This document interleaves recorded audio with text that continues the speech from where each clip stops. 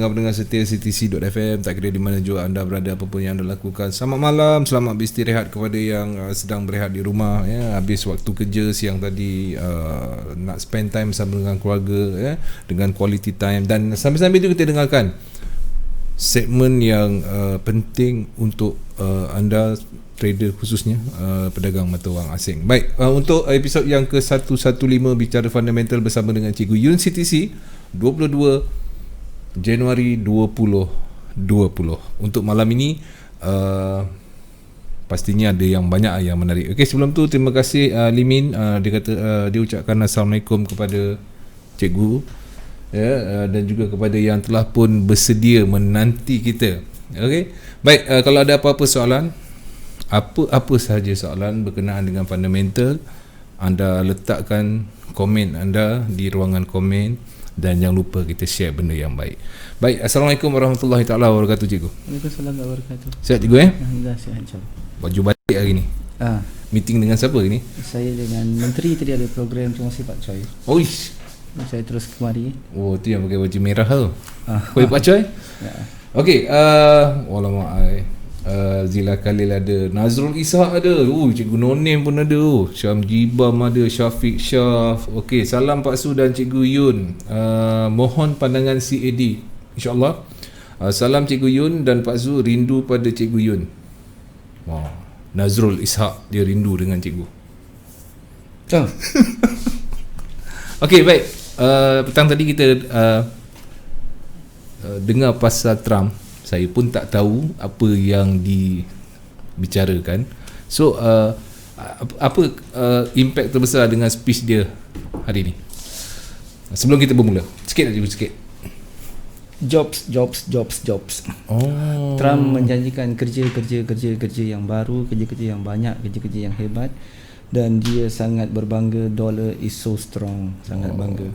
Tetapi ada tetapinya. Beliau tidak bersetuju dengan rate yang tinggi. Jadi dia minta Federal Reserve memotong lagi dan merendahkan rates-nya itu. Dan ini sebenarnya mencabar Jeremy Powell and the gangs yang dijangka bersidang pada 30 Januari nanti. Dan impaknya ada dua sahaja. Yang pertama, mustahil pada saya Federal Reserve akan akur dengan apa yang Trump minta. Sebab sebagai suatu badan yang diletakkan sebagai the syarikat ataupun the company, mereka terdiri daripada mereka-mereka yang menjawat jawatan sebagai governor-governor di dalam semua bank-bank di Amerika Syarikat. Dan tugas mereka adalah untuk membawa keuntungan kepada the American dollar dan bukan untuk akur kepada the president.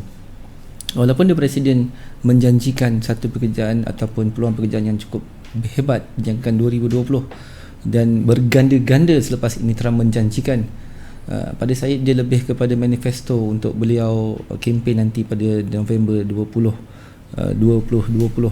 Dan dalam pada masa yang sama, untuk Federal Reserve memotong rate ataupun merendahkan rate, pada pandangan saya ia mestilah ada relevansnya. Dan di saat ini saya lihat dolar agak struggle sedikit ya, struggle sedikit, disebabkan statement Trump tadi dalam Davos World Economic Forum.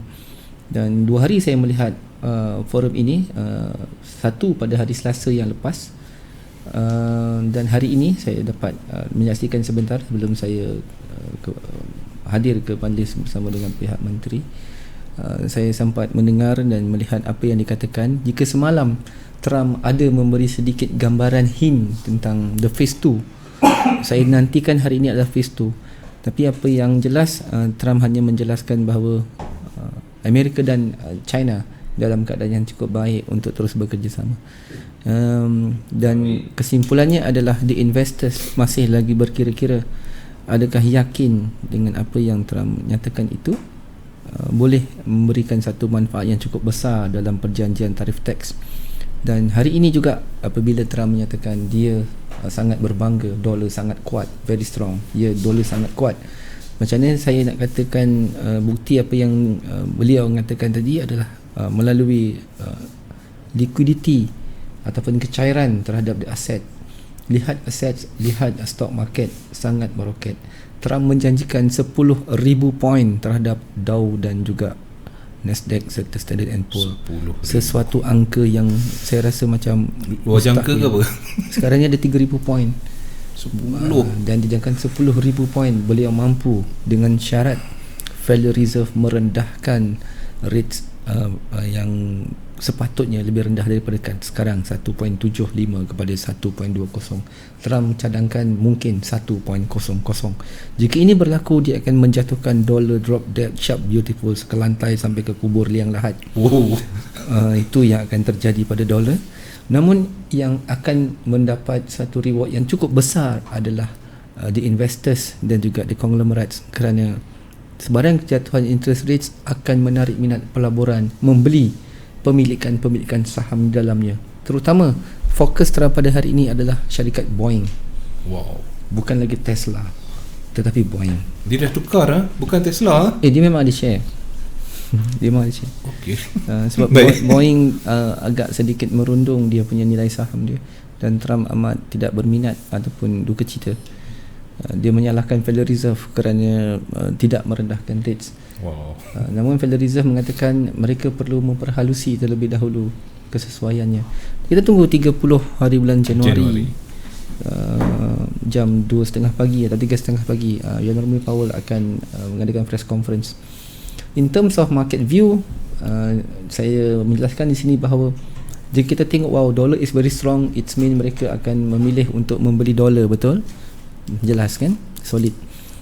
In terms of the side effect ataupun di sebalik tabirnya nanti, dia akan memberi rangsangan kepada dolar untuk lebih kuat melalui kenaikan indeks.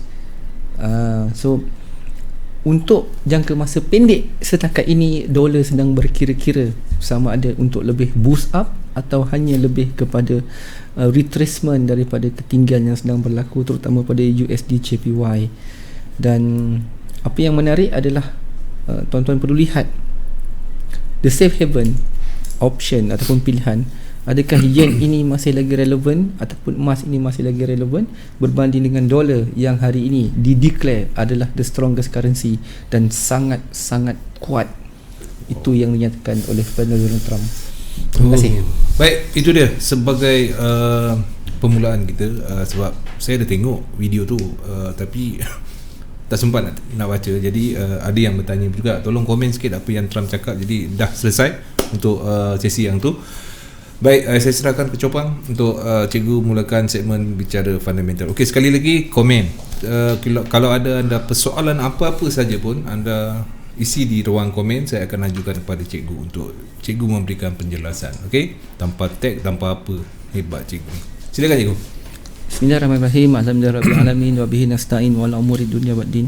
Hasbunallahu wa ni'mal wakil, liman maula wa ni'man nasir. Subhanaka la ilma lana illa ma 'allamtana innaka antal alimul hakim.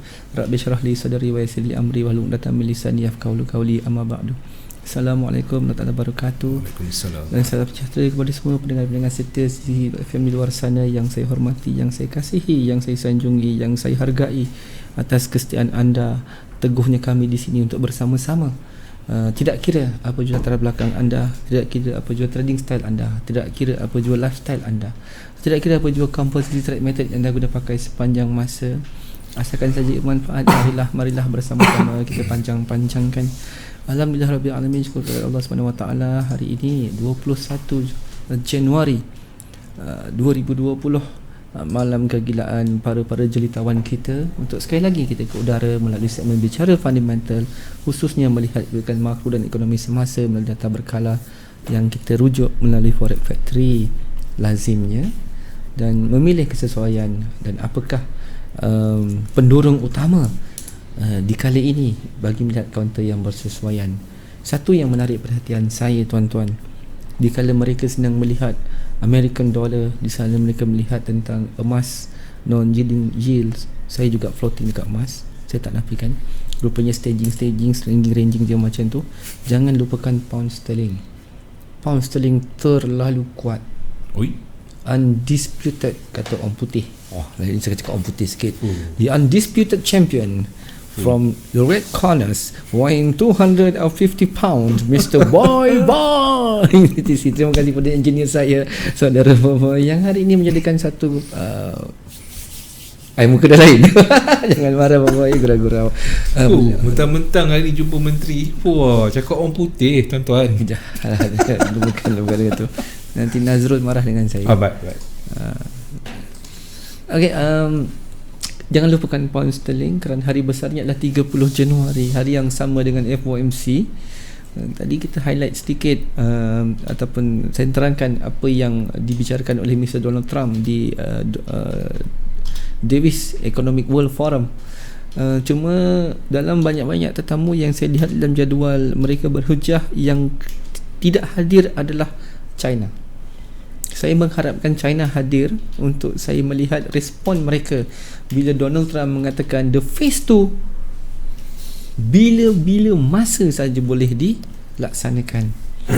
So phase 2 maknanya apa? Ialah pusingan kedua selepas pusingan pertama berjaya ditandatangani, dan bermula pada 15 Januari saya menyaksikan sign ceremony itu sehingga jam 4 pagi.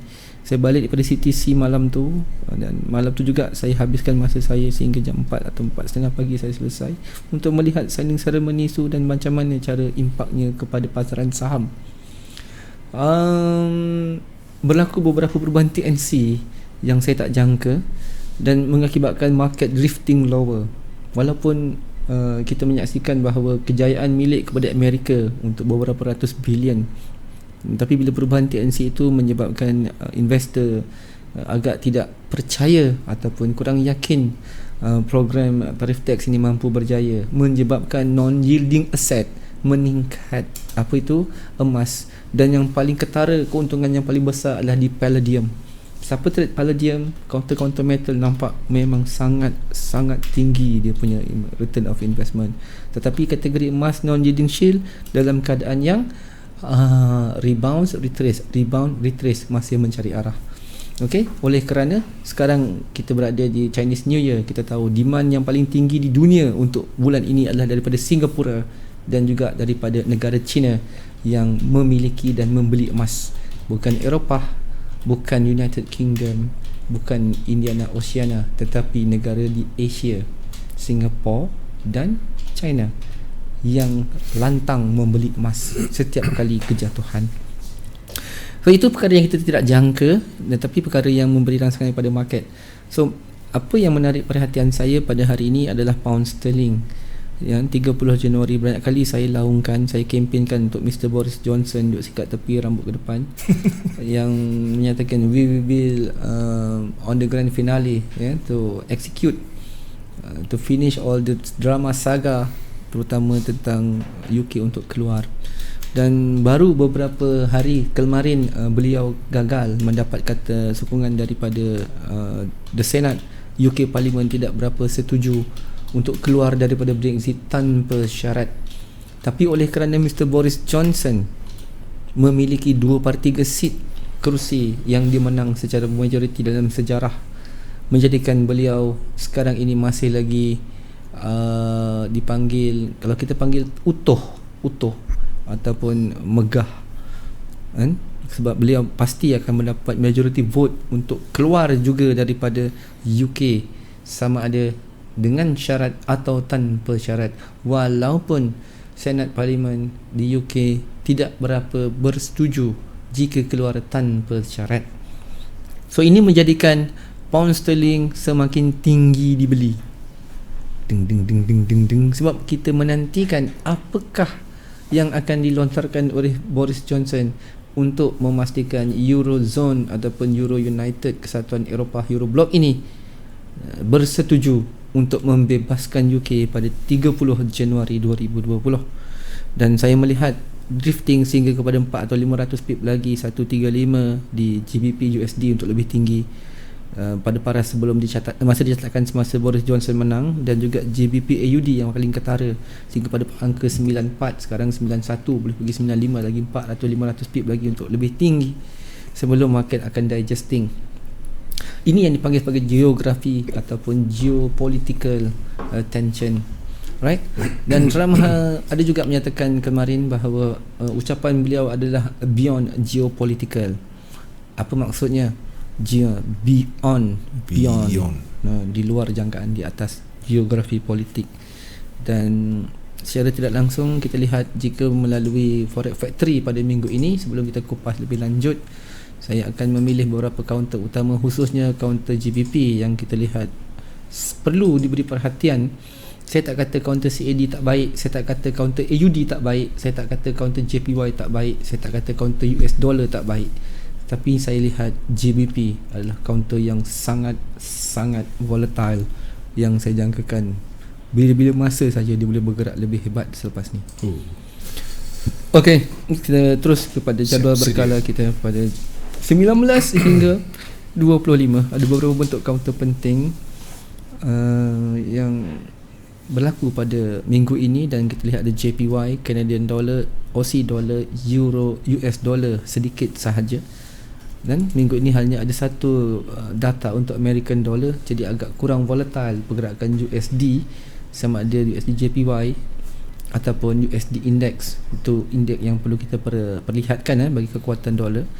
Dan kita ada New Zealand dollars, euro dan juga GBP. Alright, monetary policy statement BOJ outlook reports pada Januari 21, iaitu semalam.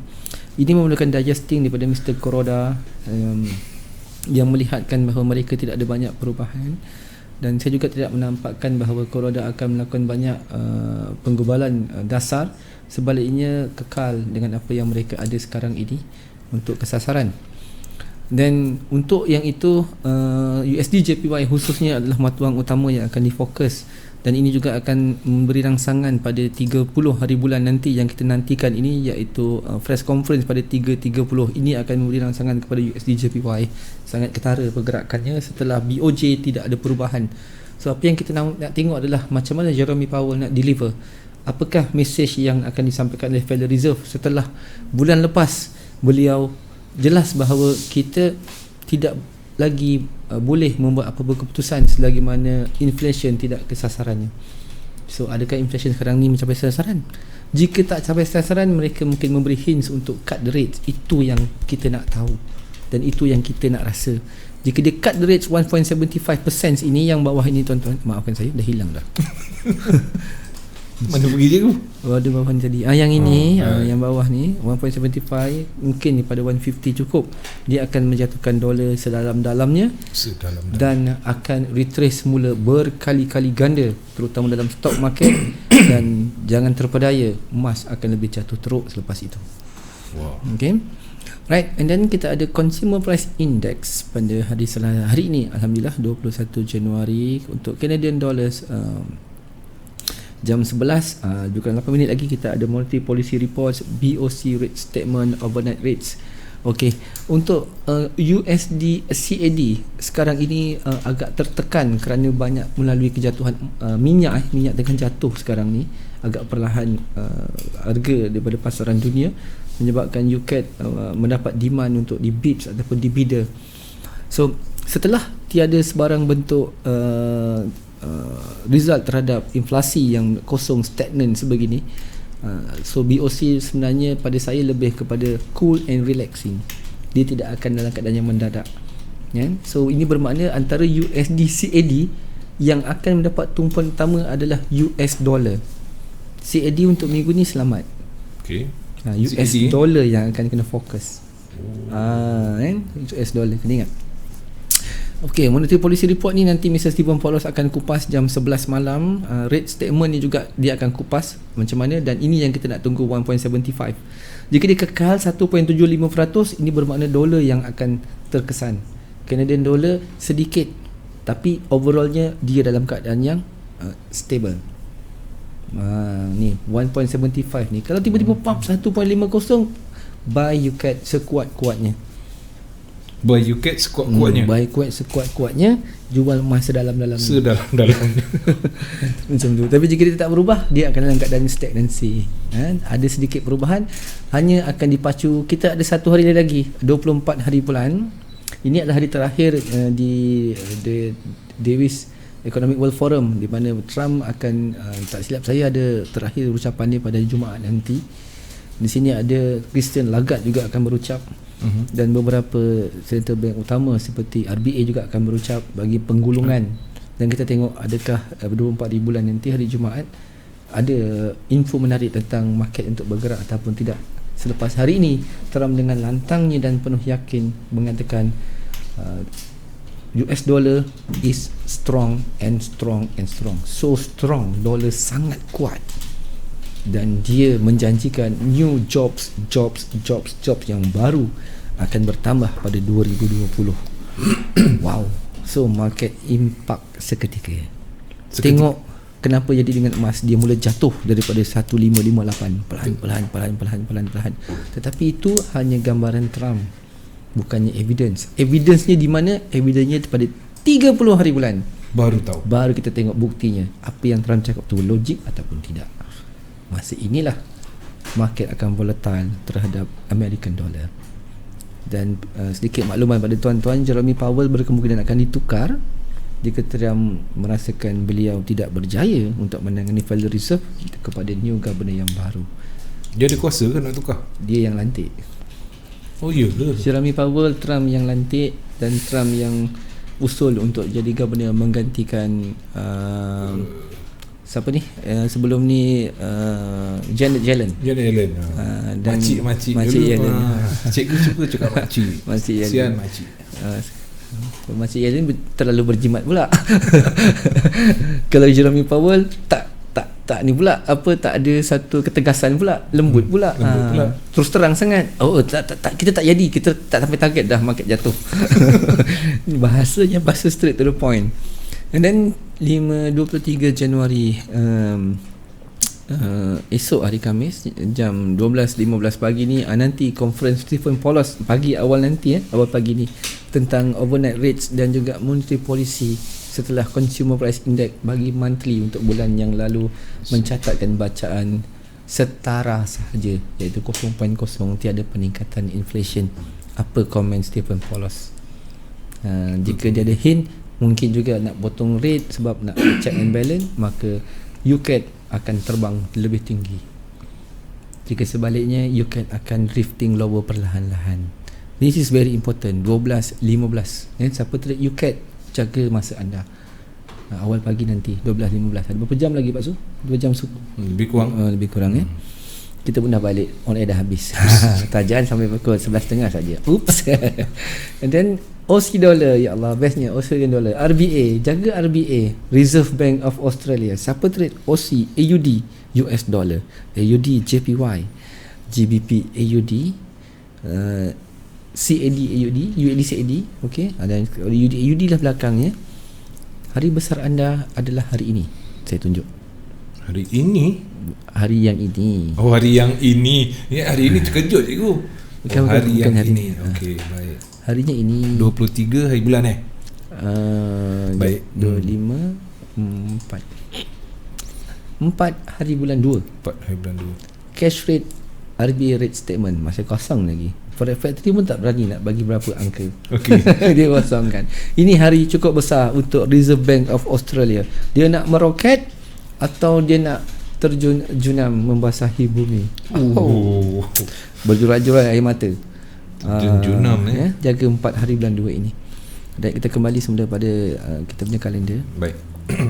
Okey. Unemployment change 12,200 yang dijangka pertambahan pekerjaan baru untuk OC di awal tahun ini. Yang data ini adalah pada data bulan lalu bagi Disember. Jika dia meningkat kepada 14 atau 15 cukup untuk menjatuhkan GBP AUD seketika. Seketika saja. Sebab AUD masih lagi perlu melepaskan 4 hari bulan 2. Tapi cukup baik jika dia mencatat bacaan yang meningkat mungkin 13,000, 14,000 atau 15,000, dia akan memberi satu action figure ataupun ignite the fight, sama ada nak dipotong atau tidak rate dia sebab OC dalam potensi untuk di-cut rate dia.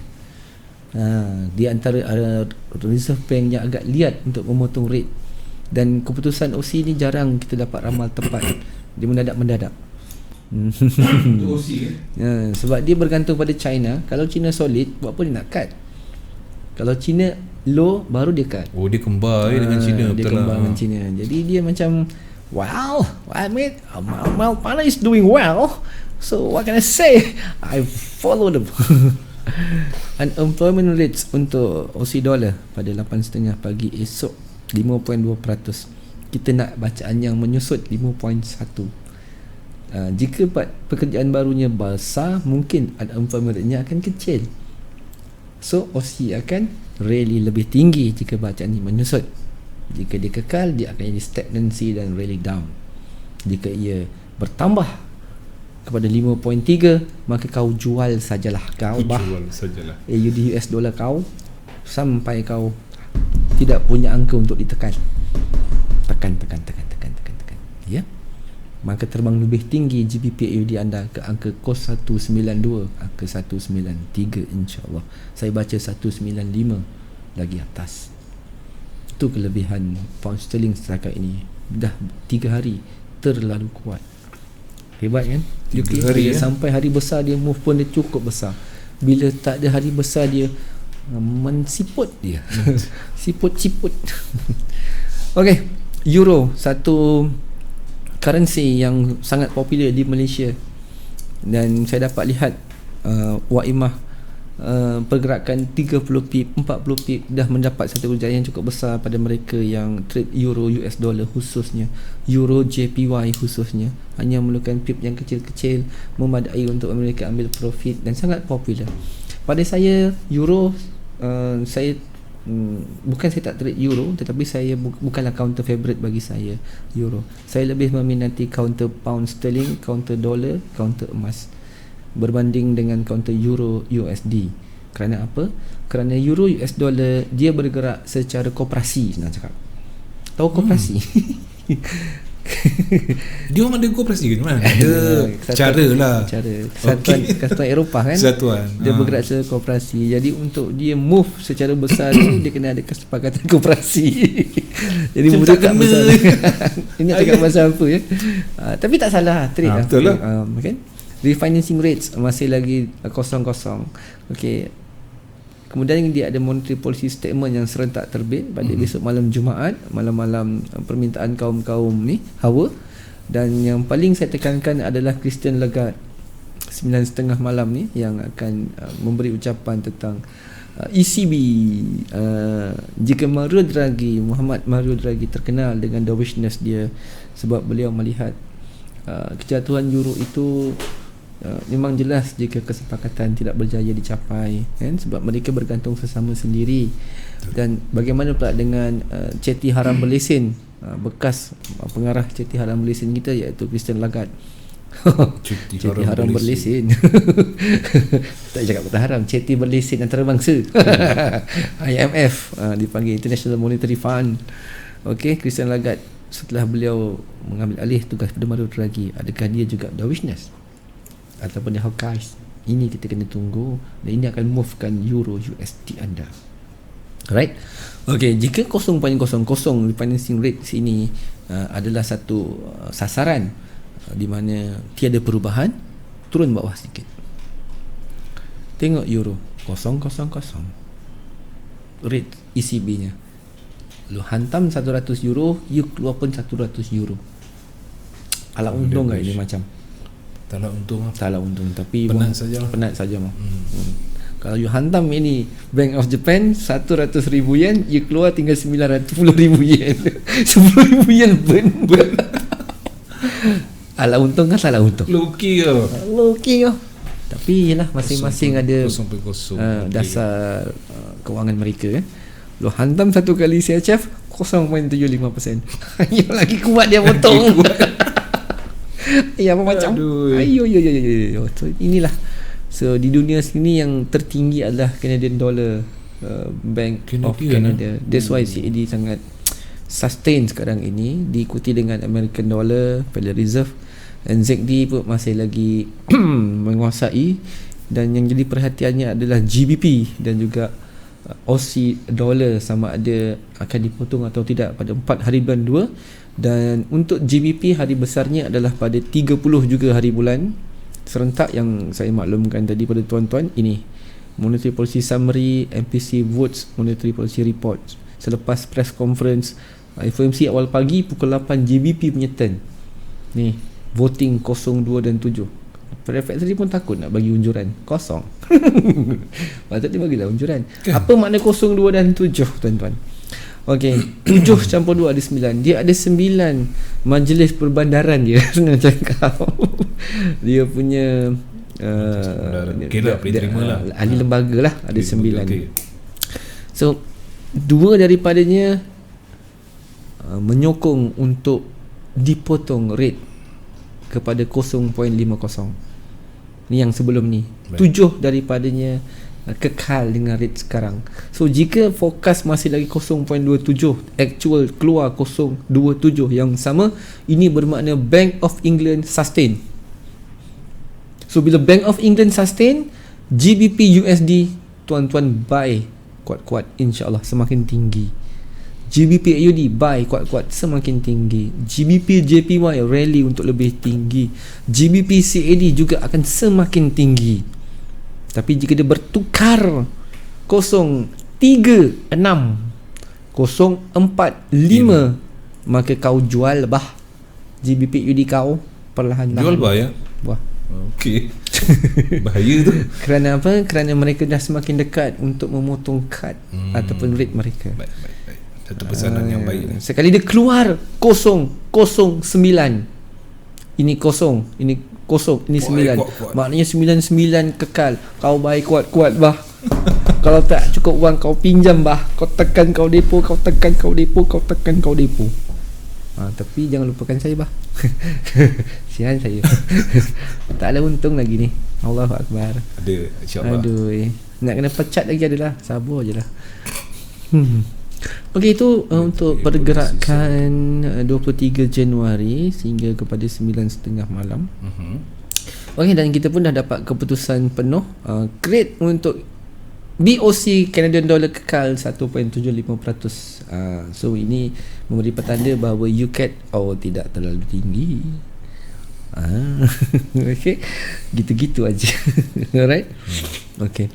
So kita tunggu press conference apa Stephen Paulos nak cakap, because kita tahu UCAD adalah satu daripada 2 bank sekarang ini yang terkuat di dunia dengan rate yang cukup lumayan, ya. Berhati-hati UCAD. Ada yang tegur tu. Khairil Anwar. Kenapa? Keluar Sabah dah, bah-bah dia kata. Allahu Akbar. Okey, kita sambung. Alright, kita terus kepada tarikh 24 Januari, maknanya untuk besok hari Jumaat ya, teman-teman. Lusa. And then lusa, maafkan saya, 24 Januari 2020 crude oil inventories. Ni satu data yang agak sensitif sekarang ini. Okey, fokus menyaksikan ada penyusutan sebanyak negatif 0.1 million, iaitu negatif 100,000 barrel dia menyusut daripada sebelumnya negatif 0.1. Ini bermakna jika inventories minyak ini membuat bacaan yang tepat, ini bermakna pengeluaran minyak mampu untuk lebih tinggi daripada segi harga sekarang. Tapi jika dia mendapat bacaan yang lebih tinggi, maksudnya positif depannya tu, ini bermakna lebihan pengeluaran berlaku dan harga minyak akan sedikit rally. So siapa trade Brent, trade crude oil, ini adalah data yang cukup penting. Kita di Malaysia memang meletakkan crude oil inventory sebagai induk ataupun indikator utama bagi merangsang harga setiap minggu. Kita tahu minyak naik 1 sen, 2 sen, turun 5 sen, turun 3 sen. Inilah data dia. Kan trade forex, trade ni tuan-tuan boleh tengok ekonomi keseluruhannya. Alright. And then kita ada New Zealand dollar. Baru nampak data NZD setelah JPY, CAD, AUD, Euro, USD ada seketul je. Untung ada. Kalau tak ada langsung. Betul lah. Tak bergerak UCAD aku. Aduh. Bukan UCAD, sorry, tak bergerak goal saya. Itu je. Naik 100 turun 100, naik 80 turun 80. Bila masa nak profit? Sabar je lah. Sedang bersabar insya-Allah. And then Consumer Price Index bagi quarterly suku tahun yang terakhir, kita dah berakhir suku tahun 2019. Ini data yang dipublish, dijangka jam 5.45 pagi, meningkat kepada 0.4%, agak tinggi bacaan data ni. Cukup menjatuhkan NZD USD jika dia menyusut 0.3, memadai. NU jatuh kuat jika dia tak achieve target. Jika dia pergi 0.5, buy AU, memang terbang kuat, ikut sama-sama terbang. Jika dia 0.5, itu peluang dia. Kalau 0.5, ya, kalau 0.4 dia stagnan, dia akan rally dan dia akan ke bawah. Sebab stagnancy ni dia memerlukan masa untuk digest. Itu salah satu yang mudah. Jika dia menyusut sangat, lagi ketara, jual je terus, dia akan lebih rendah lagi pada sekarang harganya. Alright. And then kita ada 4 suku petang hari Jumaat, French Services Purchasing Market Index, PMI, data-data yang di hujung-hujung bulan baru nak rilis bagi pihak Euroblock. Untuk Euro 52.2, agak selesa data ni sebenarnya, melepasi economic indicator kita 50.01.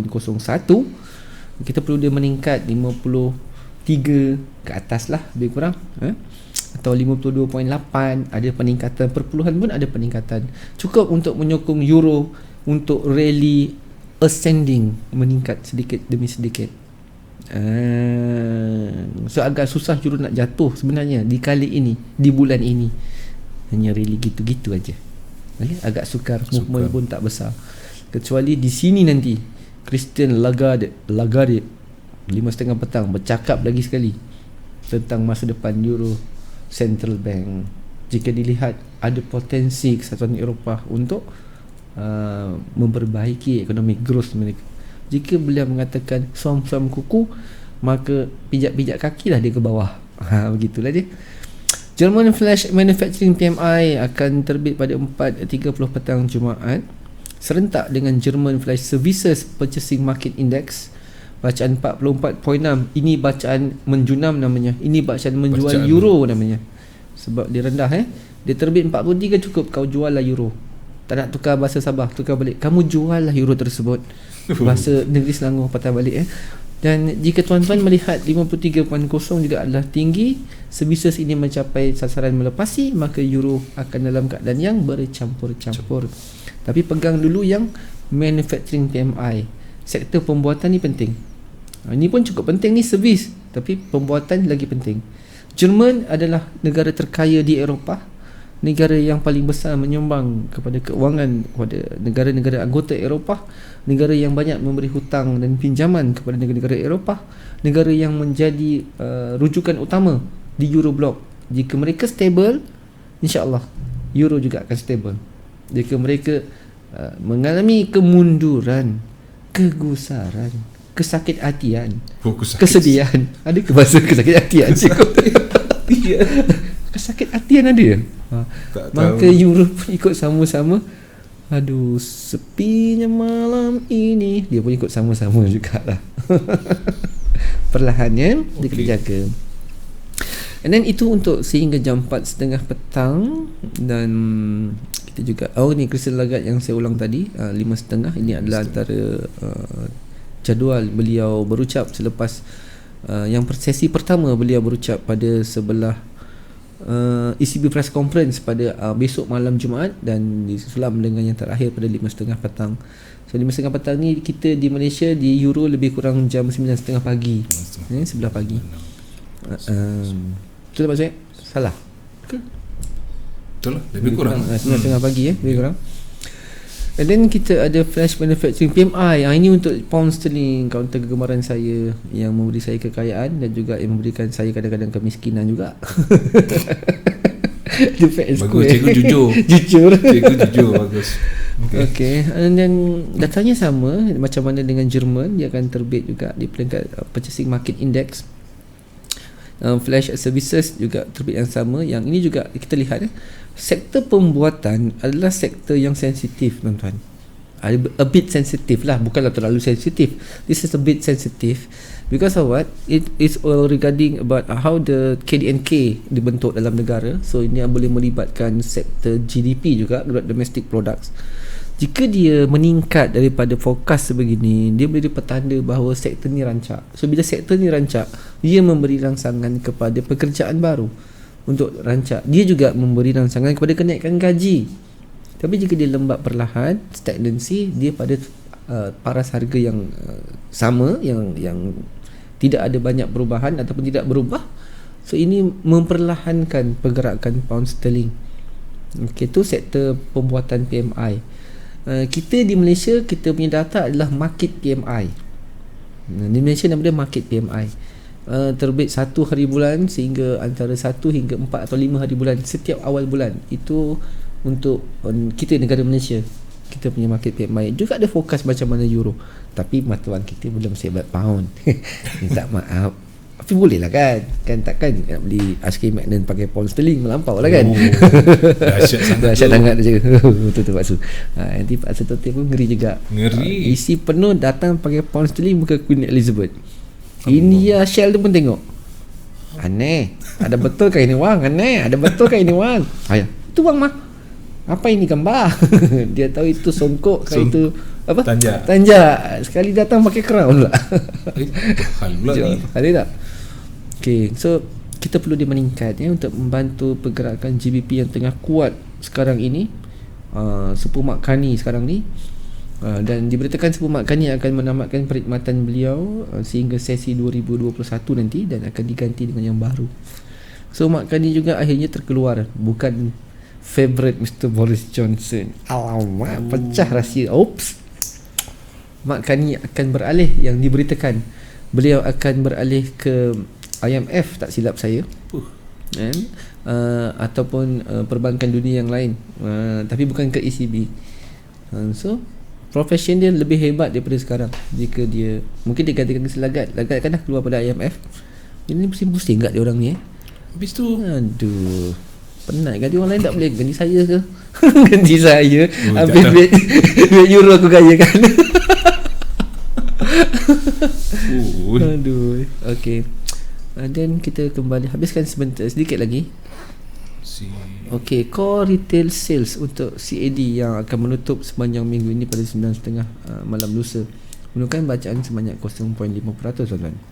Okay, fokus ni agak tinggi bacaan ini. Okay, so jika bacaan ini berjaya mengatasi 0.6 dan seterusnya, maka UCAD akan mengalami kejatuhan lah, akan drop that beautiful dan jika dia menyusut 0.4, 0.5, maka buy semula UCAD anda kepada paras yang selesa untuk anda take profit. So boleh trade selepasnya pun tak apa, untuk cukupkan time frame kepada mungkin 10 malam setiap candle H1, atau mungkin yakin untuk lebih awal pun tidak mengapa. Okay, tuan-tuan, semua pendengar setia Cecil FM, kita dah habis untuk sepanjang minggu ini. Pergerakan dan perjalanan kita ada JPY Yen yang saya awal tadi saya ada nyatakan, adakah Yen sekarang ini adalah the safe haven yang selesa bersama dengan emas, ataupun masih lagi American dollar yang memang dia declare sangat kuat. Ada orang bertanya saya tadi sebelum saya datang sini, dia PM saya, cikgu macam mana pandangan dolar? Saya kata dolar memang sangat kuat. Ya ke sangat kuat? Saya tengok dah sampai support, dah sampai NSR, dah sampai resistance, dah sampai apa. Dia kata tak salah kamu tengok tu, betul lah yang kamu tengok tu, sebab kamu tengok carta kan. Ya je, betul. Jadi kalau kamu yakin membeli, kamu beli. Kamu yakin jual, kamu jual. Dia tanya saya tentang USD/JPY. Saya cakap iya, tapi saya katakan pada kamu, dolar sangat kuat, terlalu kuat. Dekat mana kekuatan dolar? Bila perkataan kuat dolar ni, pegang satu je tuan-tuan. Ni yang paling mudah nak baca. Kekuatan ekonomi sesuatu negara dinilai, yang jadikan induk ekonomi indikatornya adalah daripada aset. Aset satu, treasury yield dua, dan yang ketiga dan kumpulan yang ketiganya adalah kumpulan bond. So tiga-tiga ni. So ada apa? Ada Nasdaq, ada Dow Jones, okay, ada SP500, ada USD Index. So dalam kumpulan asetnya pula, atau ia ada bond 5 tahun, bond 10 tahun, bond 30 tahun.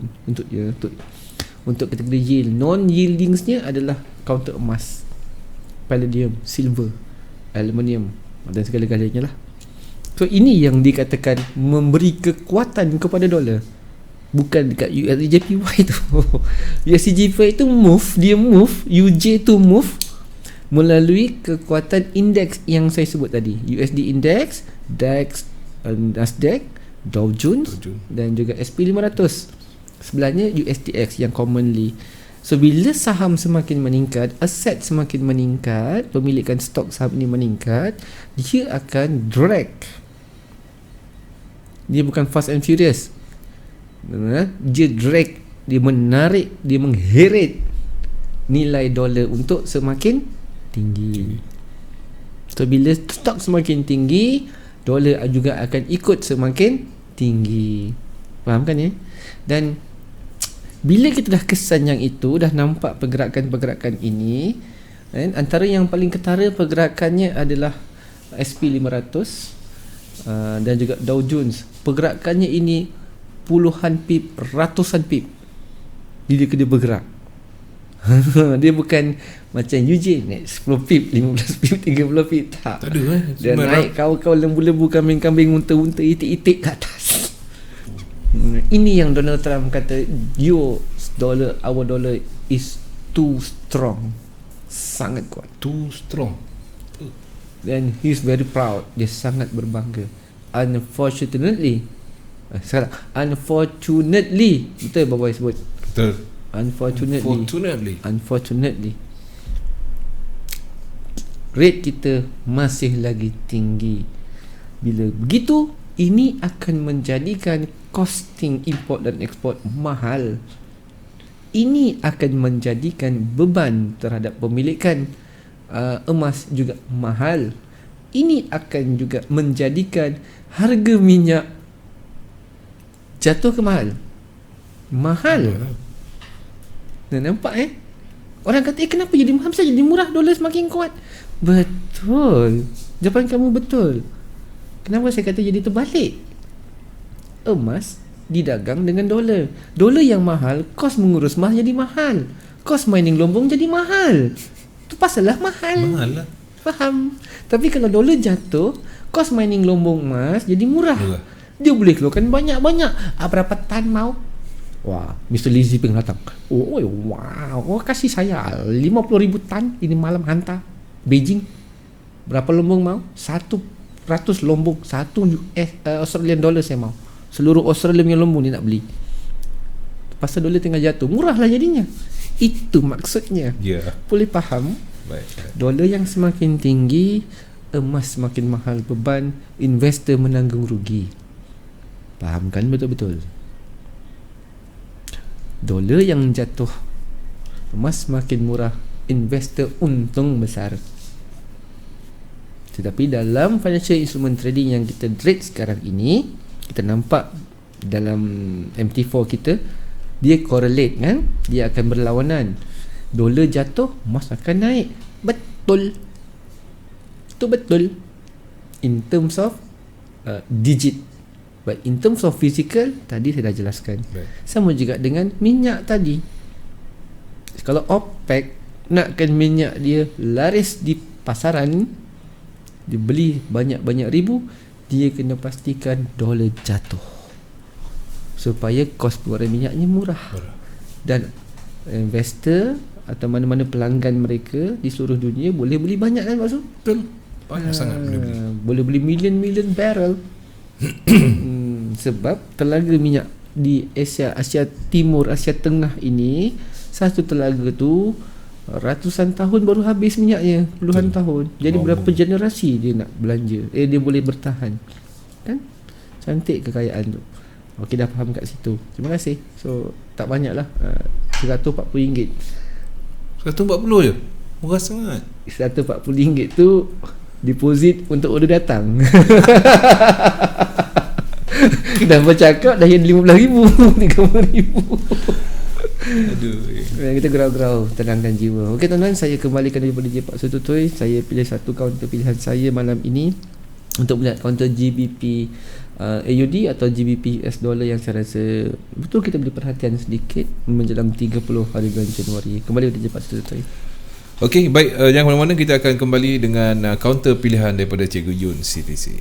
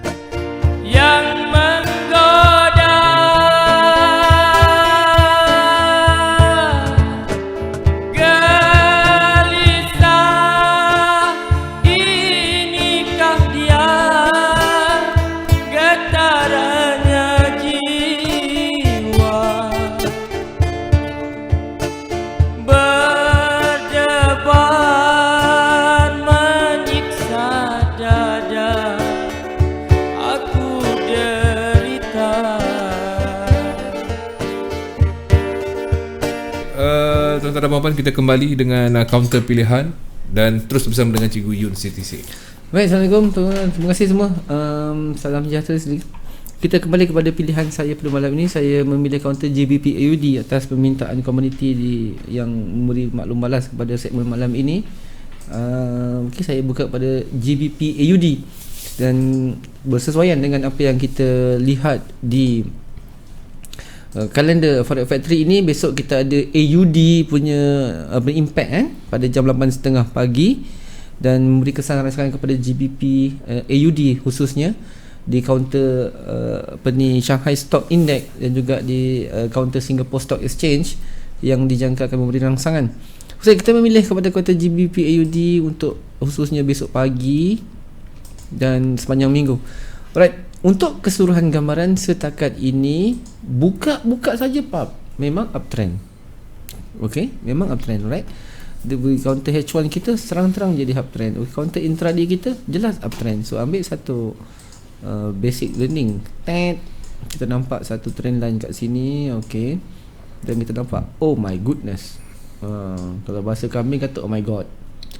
Oh my god. Oh kambingku. Betul bahasa? Okay. Oh my god. Oh kambingku. Okay, kita nampak the trend line is on a clear picture bahawa uptrend dah berlaku ataupun ascending trend. Saya panggil ascending. Kalau uptrend kita perlukan gambar yang lebih besar begini. Ni di whole uptrend. Tapi ni adalah ascending trend bagi jarak dekat. Ini untuk intraday. Alright, okay, dah nampak GBP USD tak boleh jual. You need to buy. Tapi setakat mana kita nak buy? Adakah terlewat atau belum terlewat? Alright, clean and clear. Kita kena ambil situasi weekly mingguan kita. Sebab ini dah hari apa? Hari Rabu, besok hari Khamis kan? Kita ada baki hari Jumaat saja lagi. Dan Sabtu Ahad jangan kira lah bang. Diorang pun nak cuti.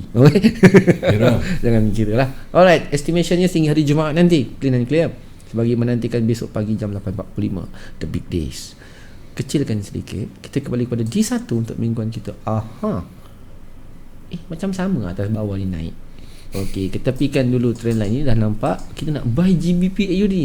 Logik ataupun tak logik, ada benar ataupun tidak. Okey, take satu wave yang dah sempurna. Okey, ni ada wave daripada bermula pada 4 November. Maka 4 November ke ni?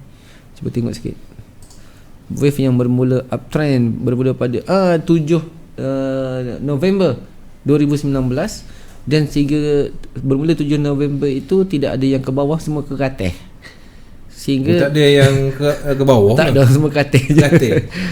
Dah tukar language Sabah ni Perak pula. Yup Pak 16-12 lah. Okey. Itu kan Yup 6-12 ada tarikh. Okey, dia meningkat kepada 95-12 di mana tarikh electionnya langsai di mana Boris Johnson menang besar 2/3 majority. After that pula selepas tu dia berlaku descending trend dan rally tu jatuh patah. Selepas itu pada 23.12 bila Pak Zul? 23.12 ya? 23.12 lah. Sebulan yang lepas. Sebulan. Lah ni 21 Januari, 22 Januari dah. Dah lain dah pula dah. Bulan lepas lah. Lah ni pula dah 22 Januari. Pantai Timur. Pantai Timur lah dah. Allahu Akbar. Banyak sangat kawan hidup macam ni. Okey. Meningkat. Terus meningkat. Adakah relevan untuk membeli? Alright. Clean and clear satu figure Fibonacci kita. Ini standard prasekolah. Tapi sedikit advance nak masuk beza antara integrasi dengan suara rendah biasa lah. Itu je beza dia. Jadi kualitinya berbeza. Makin sedikit. Seram perumpamaan ni. Okey tuan-tuan, besarkan sedikit. Allah Akbar. Okey, masih lagi daily. Kita nampak bermula daripada 23.12 lalu. Lah ni 23.12 dah terus dan kita berjalan sampai lah ni 22.1. Tak ada lagi yang Perak, duduk bawah. Campur. Cakap Selangor juga. Bacaan mencecah 61.8. Baik. Dan kita nampak satu bentuk yang dipanggil sebagai bullish engulfing. CSP terbentuk clean and clear. Tepat kepada bacaan 61.8 kita sekarang ini, iaitu 9191.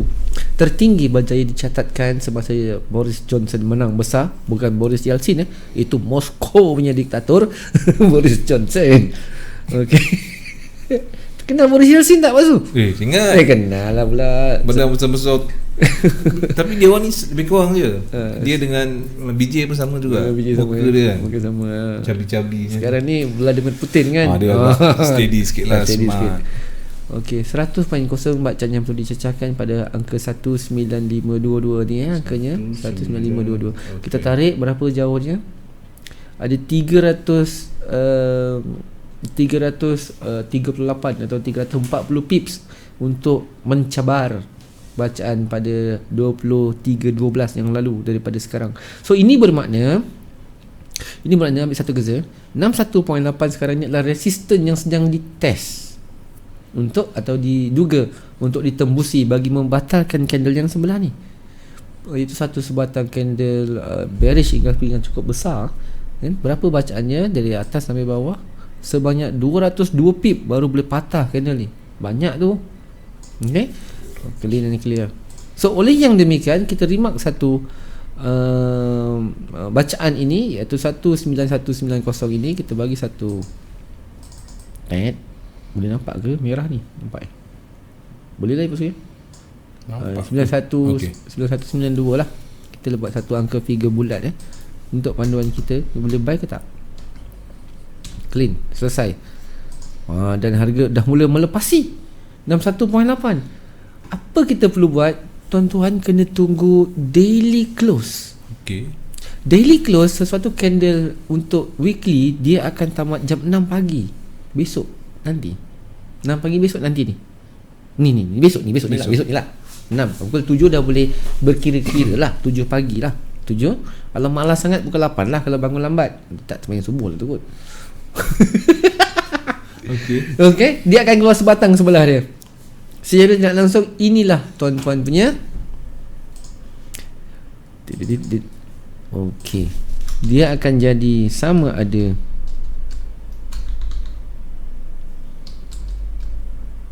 support atau resistance.